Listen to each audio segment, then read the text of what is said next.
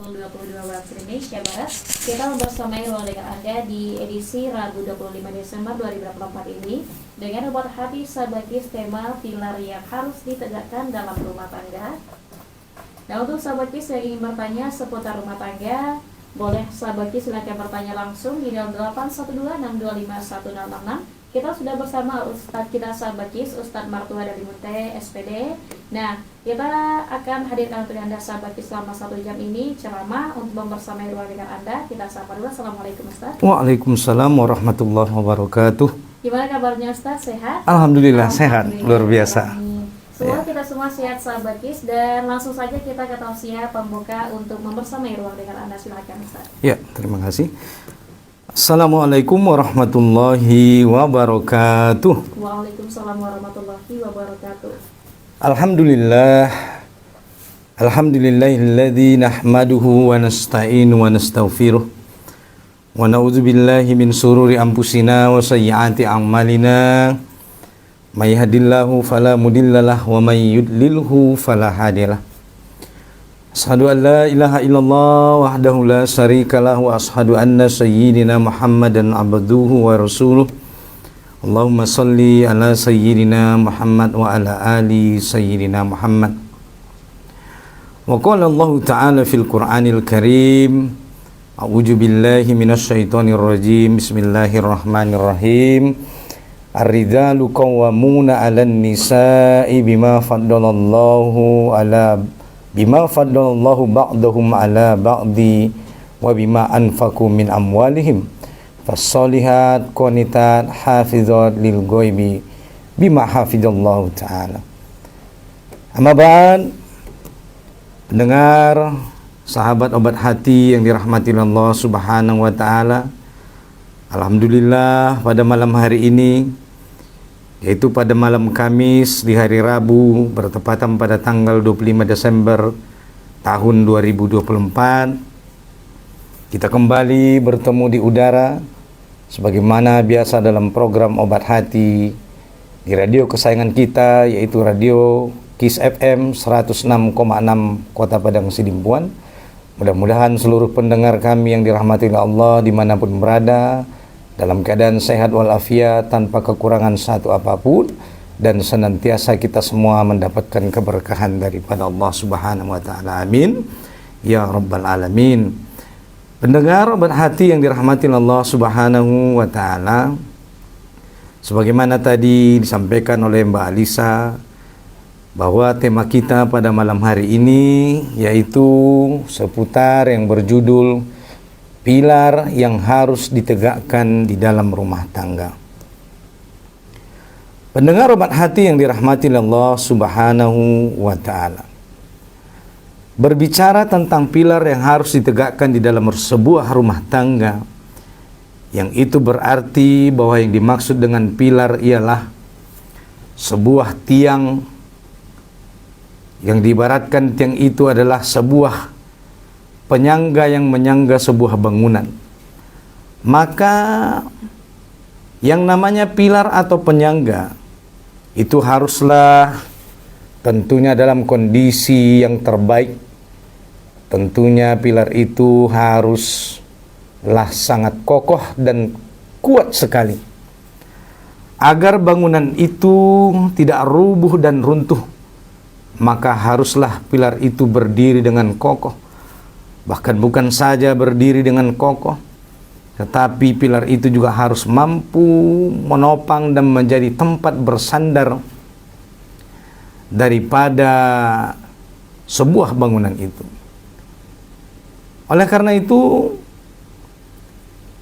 kalau kita berbicara tentang pilar di dalam rumah tangga, maka pilar ini tak ubahnya juga di dalam sebuah rumah tangga menjadi tempat bersandar, di mana bukan hanya bersandar 1-2 orang, tetapi yang bersandar di dalamnya ada lebih dari 1 orang, ada istri, ada anak-anak yang lebih 1, mungkin anaknya ada yang berjumlah 2, 3, 4, 5, atau bahkan mungkin 11. Maka orang tua, ayah dan ibu, terutama seorang ayah sebagai suami, maka suami tak ubahnya seperti sebuah pilar di dalam bangunan. Itulah kenapa tadi kita di awal membacakan, yaitu surah An-Nisa ayat 34. Yang surah itu tadi berbunyi ar-rijalu qawwamuna 'alan nisa. Bahwasanya laki-laki adalah qawwam. Qawwam ini dimaknai oleh para ulama taubahnya juga seperti sebuah tiang yang kokoh. Taubahnya seorang suami atau ayah adalah sebuah pilar yang menopang berdirinya rumah tangga selama rumah tangga itu berlayar sampai waktu yang Allah kehendaki. Oleh karena itu, kalau kita membaca surah An-Nisa ayat 34, kita akan mendapatkan pelajaran yang mahal tentang bagaimana seharusnya sebuah keluarga. Maka oleh karena itu, surah An-Nisa ini menjadi salah satu kunci bagi keluarga yang hari ini kita saksikan banyak bengkok oleh hantaman zaman, menghadapi berbagai gejolak, diakibatkan banyak rumah tangga yang hari ini jauh dari ajaran dan nilai-nilai Islam yang telah rusak dan koyak, dihantam oleh rongrongan zaman dan tantangan ujian cobaan. Oleh karena itu, tanpa kita sadari bahwa hari ini kita telah membuat biduk rumah tangga terombang-ambing dalam ketidakjelasan, yang akibatnya karena ketidakjelasan ini sehingga rumah tangga itu tidak tentu mau dibawa kemana arahnya. Tidak jelas rumah tangga itu siapa nahkodanya. Tidak jelas bagaimana nasib penumpang di dalam rumah tangga itu yang ibaratnya sebuah nahkoda yang berlayar di tengah lautan, yang kalau dia berlayar kapan saja bisa dihantam oleh badai yang bisa saja kapan melumat ketika badai itu datang menghantam daripada nahkoda yang berlayar tersebut. Sungguh ini adalah sangat kita kasihan hari ini, di mana banyak rumah tangga hari ini tak jelas mau dibawa kemana tujuan dan arah daripada rumah tangga tersebut. Oleh karena itulah, kenapa Allah Subhanahu wa taala berfirman tadi dalam ayatnya surah An-Nisa ayat 34 bahwa dikatakan bahwa ar-rijal, bahwa laki-laki adalah taubahnya sebuah nahkoda yang memandu sebuah kapal yang berlayar di tengah lautan yang luas. Yang mungkin kalau kapal atau nahkoda itu baru berlayar di awal-awal, mungkin belum datang ombak yang besar, belum datang ujian cobaan yang datang menghadang.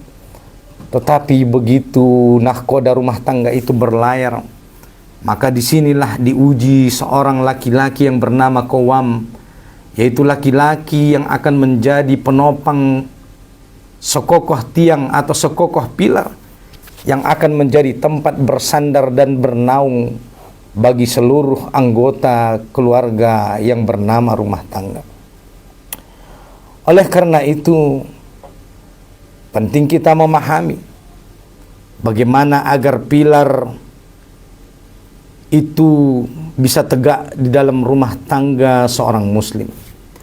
Agar pilar ini tidak menjadi pilar yang melempem ke sana kemari, atau menjadi pilar yang dia retak dan kemudian tidak lama lagi akan robohlah bangunan rumah tangga itu diakibatkan tidak kokohnya sebuah penopang yang bernama Qawwam, yaitu laki-laki atau seorang suami di dalam rumah tangga.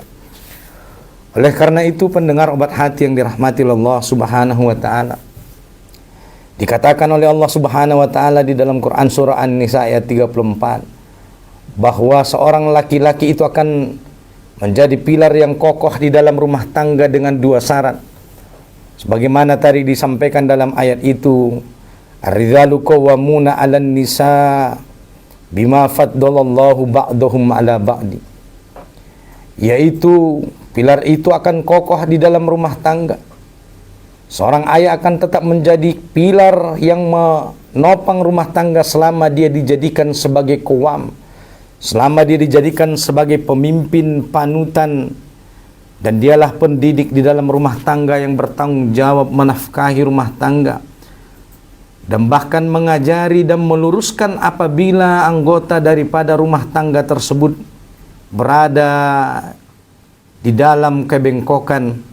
Maka seorang ayah sebagai kepala rumah tangga yang menjadi pilar lah yang punya tugas untuk meluruskan kebengkokan-kebengkokan yang terjadi di dalam rumah tangga itu.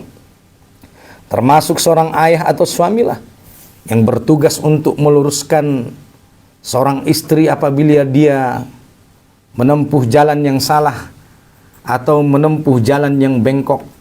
Begitu juga bahwa seharusnya seorang ayah lah yang menjadi suri toladan, yang meluruskan, mendidik apabila anak-anaknya menyimpang dari jalan, agar sebuah nahkoda itu bisa berlayar dengan selamat. Oleh karena itu, pendengar obat hati yang dirahmati Allah Subhanahu wa taala, penting meletakkan kepemimpinan di dalam rumah tangga bagi seorang laki-laki. Betapapun mungkin hari ini banyak di antara para istri atau kaum wanita yang menjadi ibu rumah tangga, status pekerjaannya atau status jabatannya lebih tinggi dari suami. Tetapi setinggi apapun jabatan seorang istri ataupun setinggi apapun jabatan seorang ibu di rumah tangga, tetaplah seorang istri harus tetap menjadikan seorang laki-laki sebagai qawwam. Itulah kenapa di dalam Islam qawwam itu amat sangat penting. Sebagaimana kita pahami bahwa kepemimpinan itu membutuhkan kekuatan, kecerdasan di dalam mengemban yang namanya sebuah tanggung jawab di dalam rumah tangga. Oleh karena itu, pendengar obat hati yang dirahmati Allah Subhanahu wa taala, itulah kenapa juga kita melihat dalam sejarah, dalam lintasan sejarah, bahwa seluruh para nabi-nabi yang diangkat dan diutus oleh Allah Subhanahu wa taala tidak ada satupun yang berjenis kelamin perempuan.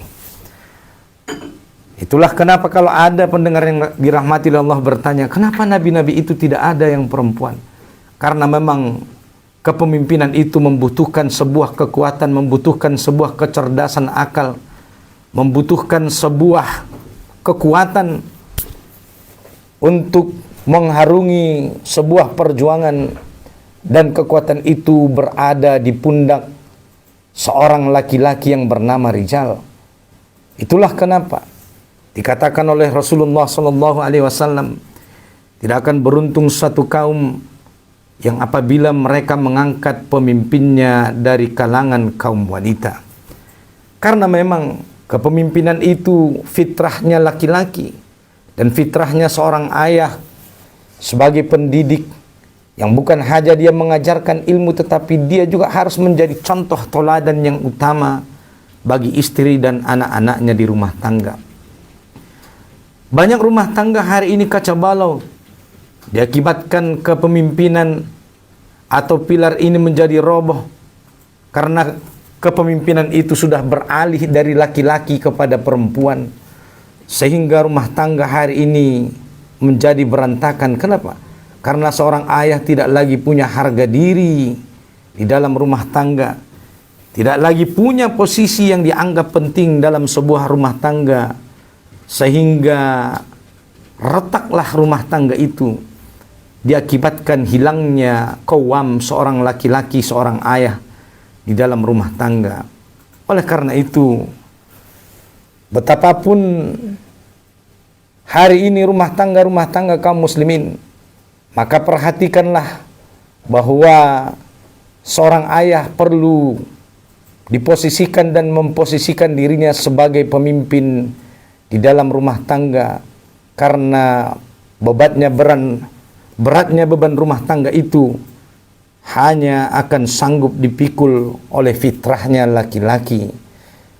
Dan oleh karena itu, salah satu pilar di dalam rumah tangga yang dimaksud dalam pembahasan ini diantaranya adalah seorang ayah yang dia menjadi suri teladan bagi semua. Pendengar obat hati yang dirahmati Allah Subhanahu wa taala, inilah syarat yang pertama bahwa pilar itu akan menjadi kokoh apabila seorang ayah dia mengambil peran sebagai qawam, sebagai pemimpin di dalam rumah tangga. Kemudian pendengar obat hati yang dirahmati Allah Subhanahu wa taala, dalam ayat itu juga kita membaca bahwa syarat yang kedua dikatakan supaya pilar itu akan kokoh, selain daripada laki-laki atau seorang ayah menjadi qawam, pemimpin di dalam rumah tangga, maka yang kedua yang harus dia jaga adalah wabima anfaqu min amwalihim, bahwa pilar itu akan kokoh selama seorang ayah dia bima anfaqu min amwalihim, yaitu menginfakkan sebagian daripada hartanya yang dikaruniakan Allah kepadanya. Pendengar obat hati yang dirahmati Allah Subhanahu wa taala, banyak hari ini rumah tangga dalam goncangan, banyak hari ini rumah tangga dalam masalah, dikarenakan seorang laki-laki menganggap sepele tanggung jawab menafkahi di dalam rumah tangga. Oleh karena itu, selama seorang laki-laki dia bertanggung jawab dan sanggup menafkahi rumah tangganya, maka urusan nafkah batin tidak perlu dipertanyakan. Kadang-kadang hari ini rumah tangga kacau balau karena terlalu menyepelekan yang namanya nafkah zohir, yaitu nafkah di dalam mencukupi ekonomi rumah tangga. Itulah kenapa selama kepemimpinan seorang laki-laki, selama seorang laki-laki dia sanggup menafkahi, menunjukkan kepemimpinan, menunjukkan kesanggupannya dalam menafkahi rumah tangganya, maka pilar itu akan kokoh berdiri tegak. Karena banyak hari ini seorang laki-laki yang berumah tangga yang menjadi seorang ayah, dia hanya berpusat pada nafkah batin, sementara di sisi lain dia menyepelekan yang namanya nafkah zohir, sehingga timbul kekacauan, sehingga berpindahlah kepemimpinan dari seorang laki-laki kepada seorang wanita, padahal seharusnya tanggung jawab menafkahi rumah tangga itu ada pada diri laki-laki. Itulah kenapa Islam memerintahkan agar seorang kepala rumah tangga atau seorang ayah menafkahi keluarganya sesuai dengan kesanggupannya. Islam tidak mengharuskan atau tidak menetapkan berapa jumlah nafkah yang harus diberikan oleh seorang ayah, tetapi dikatakan di dalam Islam bahwa hendaklah seorang ayah menafkahi keluarganya sesuai dengan kesanggupannya, sesuai dengan usaha yang memang dia usahakan bersungguh-sungguh untuk memenuhi kebutuhan daripada istri dan anak-anaknya sebagai kewajiban yang dibebankan oleh Allah Subhanahu wa taala. Oleh karena itu, pendengar obat hati yang dirahmati Allah, kepemimpinan dan tanggung jawab nafkah di dalam rumah tangga bukanlah sebuah hal yang sepele dan bisa dianggap begitu saja berlalu tanpa ada usaha yang sungguh-sungguh dari seorang ayah untuk memenuhi nafkah daripada rumah tangganya. Selama seorang ayah, selama seorang laki-laki di dalam rumah tangganya, dia menjaga kepemimpinan, dia menjaga kesanggupan di dalam menafkahi rumah tangganya, maka selama itulah kepemimpinan itu, selama itulah pilar itu akan berdiri kokoh. Itulah kenapa kita hari ini juga harus mendidik anak-anak laki-laki kita, mulai dari mereka sejak kecil, harus dilatih tentang naluri kepemimpinan mereka, dan anak laki-laki kita semenjak dini diajarkan bagaimana seharusnya mereka bertanggung jawab kelak di kemudian hari di dalam menafkahi rumah tangganya. Dan ini juga menjadi panduan bagi siapa saja, baik itu bagi orang tua yang sedang mencarikan calon suami bagi anak-anak perempuannya, maka mereka harus hendaklah memperhatikan ayat ini, di mana bahwa calon ayah yang baik adalah dia yang menjadi pemimpin, sanggup siap mendidik rumah tangganya, juga siap menafkahi zohir dan batin. Maka inilah kriteria yang harus diperhatikan oleh orang tua.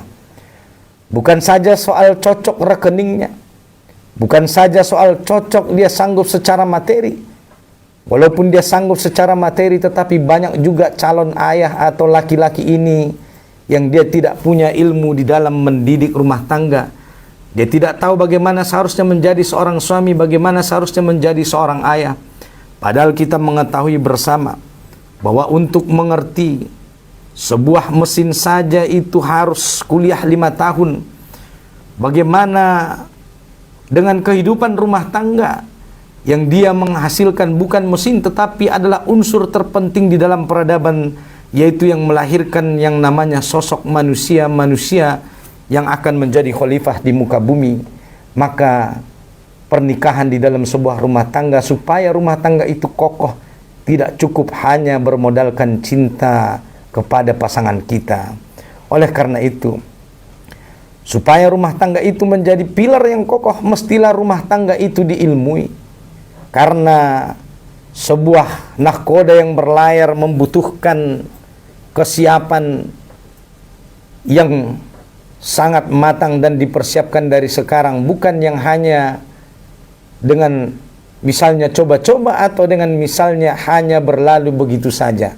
Kalau bahasa kitanya sekarang mengatakan isiro isi yadopan, kata dia kan, tidak bisa. Kalau prinsipnya seperti itu, isiro isi yadopan, maka wajarlah hari ini misalnya kalau rumah tangga banyak yang kacau balau. Begitu badai itu datang, begitu hujan itu datang, dia tidak siap.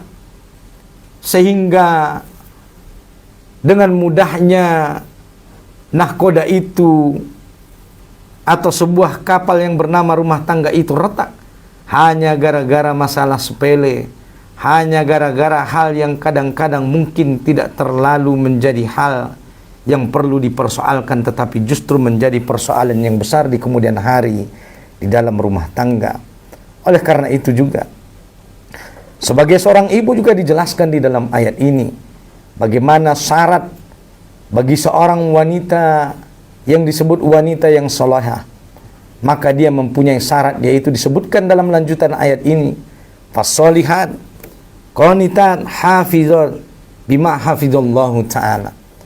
Maka seorang wanita yang soleha juga dikatakan seorang ibu yang soleha, maka dia adalah qanitan, yaitu seorang ibu yang taat kepada Allah, seorang wanita yang menjaga Allah di dalam dirinya. Maka seorang wanita yang taat kepada Allah, maka pastilah dia juga menjaga hak-hak daripada suaminya. Kenapa? Karena wanita soleha, haknya Allah saja dia jaga, apalagilah hak seorang suami.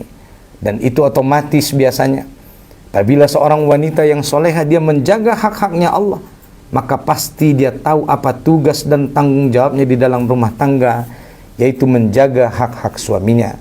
Maka seorang wanita yang soleha, seorang ibu yang menjadi pilar di dalam mengurusi rumah tangganya juga selain daripada seorang ayah tadi, sebagai ummu warabbatul bait, sebagai ibu dan pengurus di dalam rumah tangganya, maka dia adalah akan senantiasa mentaati segala apa yang diperintahkan oleh Allah Subhanahu wa taala dan meninggalkan segala apa yang dilarang oleh Allah Subhanahu wa taala.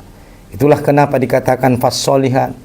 Maka wanita soleh adalah wanita yang taat kepada Allah dan taat kepada suaminya dan ikhlas di dalam ketaatannya kepada Allah dan suaminya.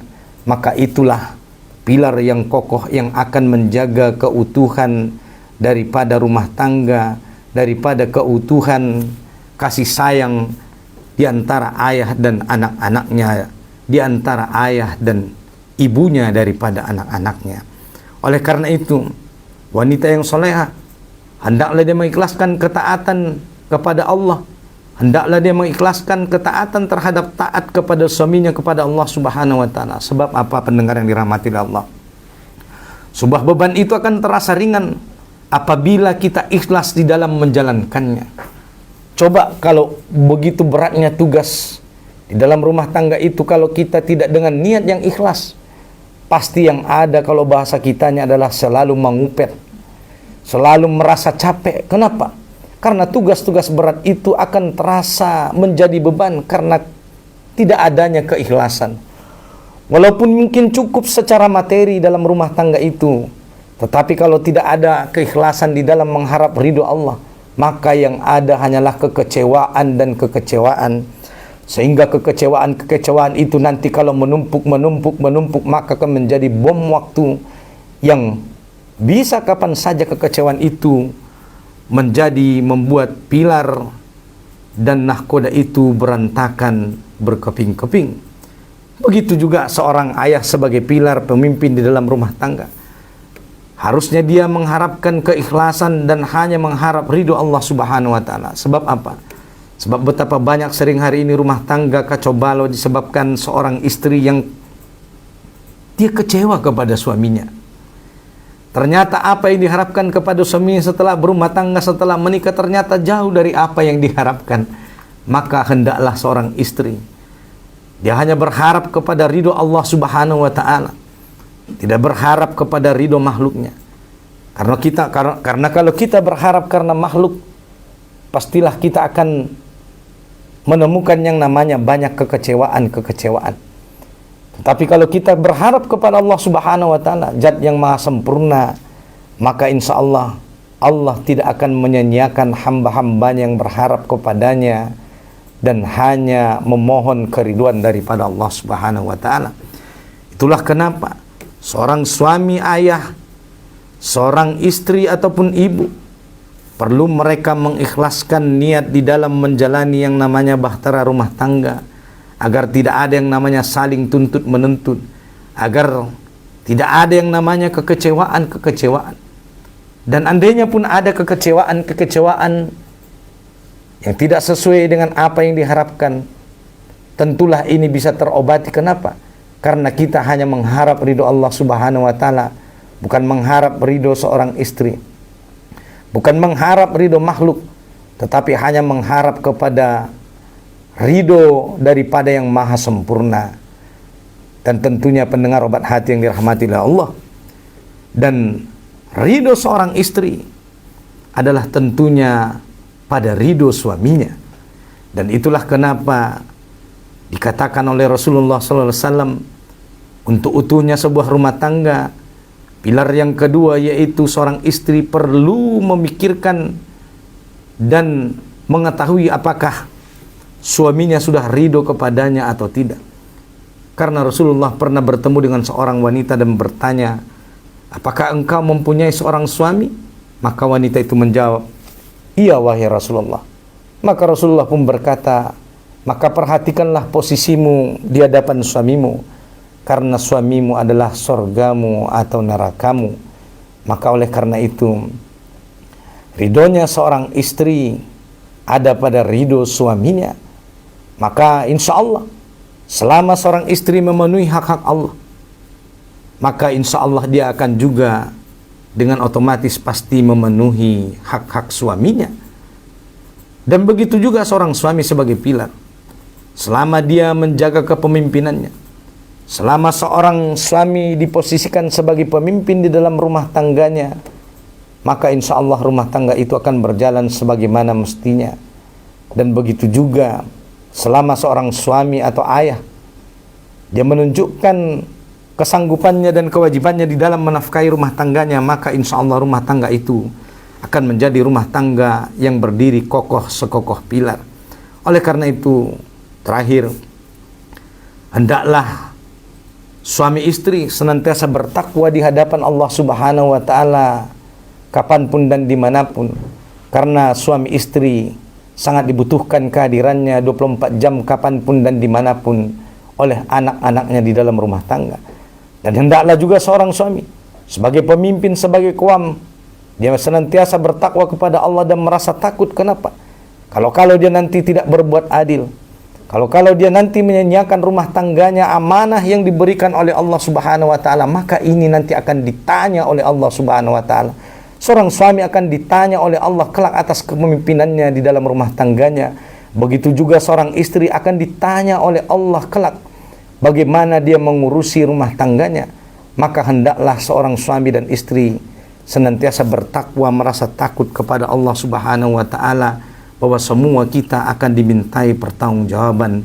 Dan rasa inilah yang akan nanti menjaga dan selalu memonitor keutuhan daripada sebuah rumah tangga itu, sehingga rumah tangga ini menjadi rumah tangga yang pilarnya tegak, berdiri, menopang rumah tangga itu walaupun badai goncangan ujian datang melanda. Maka insya Allah dengan itu mudah-mudahan seluruh rumah tangga kaum muslimin dimanapun berada insya Allah akan menjadi pilar-pilar yang kokoh yang menopang kehidupan di dalam rumah tangga.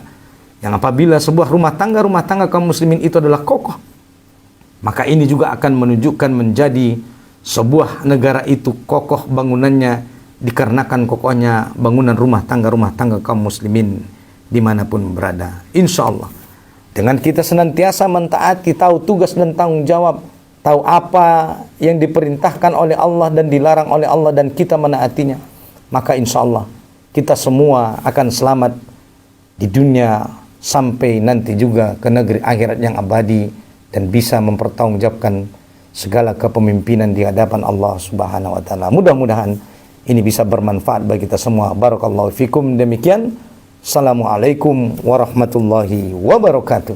Waalaikumsalam warahmatullahi wabarakatuh. Nah, sahabat Ki, silakan bertanya ya seputar tema kita, pilar yang harus ditegakkan dalam rumah tangga, bersama Al Ustadz kita, Ustadz Martua Limunte SPD. Dan jangan keluar mana, kita jeda sebentar dulu. Pada terus di 106,6 Kisah FM Inspirasi Anda.